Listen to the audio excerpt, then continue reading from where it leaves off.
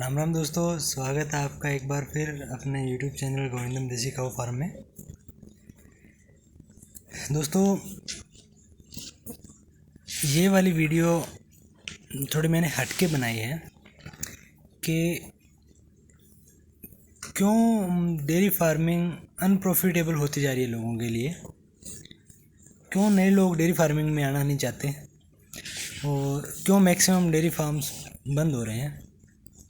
पिछली वीडियो में मैंने देसी और जो विदेशी नस्ल है गायों की, उनके बारे में कुछ बताया था। भी देसी गाय अपने को क्यों पालनी चाहिए और मैं देसी गाय पे क्यों काम कर रहा हूँ। लेकिन आज मैं सुबह से मैं जैसे कि आप जानते हैं मैं पशु चिकित्सक हूँ, तो विज़िट कर रहा था गांव में। तो एक चीज़ मैंने ऑब्ज़र्व की जो मैं आपके साथ शेयर करना चाहता था कि देसी विदेशी वो तो बाद की बात है, डेयरी फार्मिंग प्रॉफिटेबल क्यों नहीं है, ये थोड़ा सोचने का विषय है। प्रकृति ये कहती है कि जब आप प्रकृति को कुछ देते हो तो उसका डबल या ट्रिपल करके आपको देती है। और गाय को तो वैसी माता माना गया है, तो गाय तो ऑब्वियसली देती है। फिर भी क्यों हो रहे हैं डेयरी फार्म बंद, क्यों नए युवा डेयरी फार्मिंग में आना नहीं चाहते, सोचने का विषय है। इस पे मैंने जो समझा वो आपके साथ शेयर कर रहा हूँ। तो सबसे पहले जो भाई जो दोस्त अपने चैनल पे नए आए हैं वो वीडियो को लाइक कर दें, चैनल को सब्सक्राइब ज़रूर कर दें, ताकि ये नहीं तो आगे आने वाली वीडियो आपको अच्छी लगे। और जो जानकारी जो मैं सीख पाया हूँ वो आपके साथ शेयर करूँ, तो आप उसमें से कुछ ग्रहण करें। तो दोस्तों, वापस आते हैं अपने मुद्दे पे कि क्यों डेयरी फार्मिंग प्रॉफिटेबल नहीं है।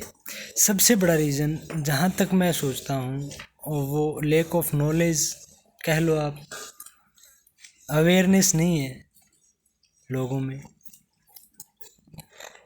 जो चिकित्सा व्यवस्था है वेटनरी फील्ड के अंदर वो इतनी स्ट्रॉन्ग नहीं है। क्यों नहीं है, उसी के हम जिम्मेवार हैं, क्योंकि हम हर उस पशु चिकित्सक पे विश्वास कर लेते हैं जो अपने आसपास घूमता है। विश्वास करना भी चाहिए, क्योंकि अपने देश की ऐसी व्यवस्था नहीं है कि ग्रेजुएट्स ज़्यादा से ज़्यादा हो। ग्रेजुएट्स बहुत कम है इस एरिया में, अपने देश के अंदर वेटनरी फील्ड के। परंतु अवेयरनेस नहीं है। इलाज करवाओ, कोई दिक्कत नहीं है। पैरावेट हैं जो क्वेक घूम रहे हैं उनसे इलाज करवाओ, कोई इश्यू नहीं है। लेकिन अवेयरनेस होनी चाहिए। अगर कोई बीमारी 2 या 3 दिन से ज़्यादा टिक रही है तो आपको अपने इस देश के ढांचे से कुछ ऐसा जरिया निकालना चाहिए ताकि आप बढ़िया चिकित्सक से परामर्श ले सको। चाहे वो दूर बैठा हो, दूर ही क्यों ना बैठा हो, चाहे वो डिस्ट्रिक्ट पे हो, चाहे वो यूनिवर्सिटी के अंदर हो, कोई ऐसा जरिया अपने को निकालना चाहिए जिससे हम उस बीमारी के बारे में जिससे अपना पशु ठीक नहीं हो रहा है के बारे में डिस्कस कर सकें किसी ग्रेजुएट से।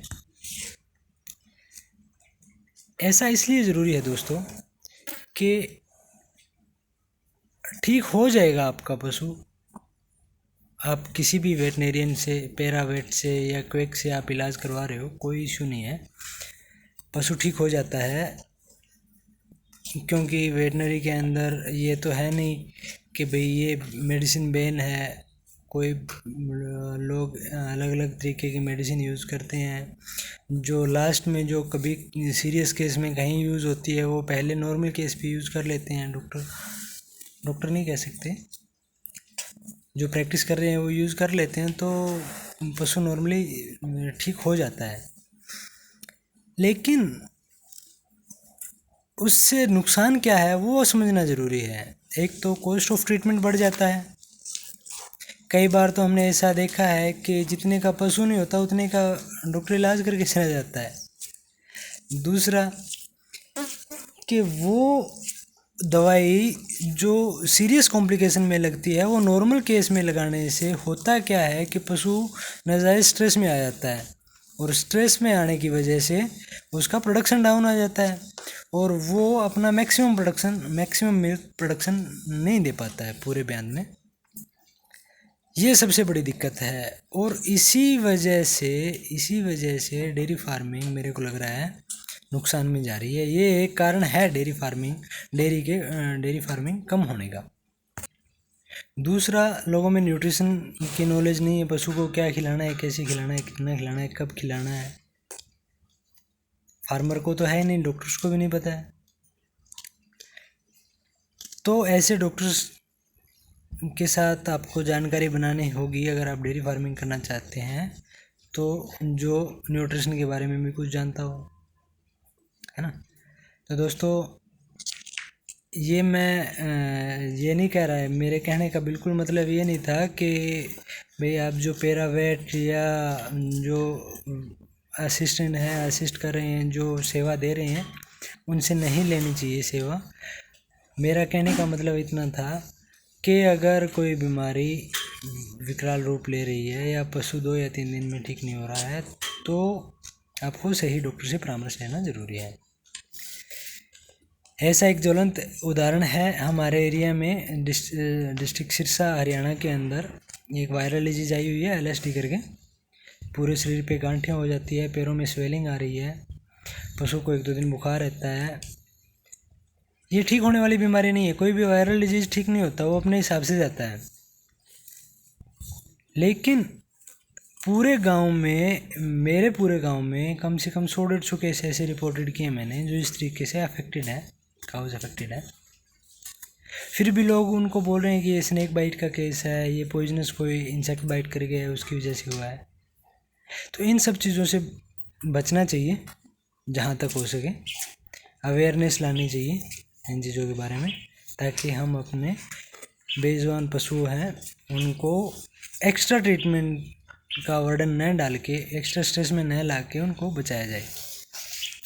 धन्यवाद दोस्तों, नेक्स्ट वीडियो में फिर मिलेंगे और जानेंगे कि कैसे ये सॉल्यूशन किया जा सकता है, कैसे न्यूट्रिशन की नॉलेज ली जा सकती है। तब तक के लिए जय हिंद, जय श्री राम।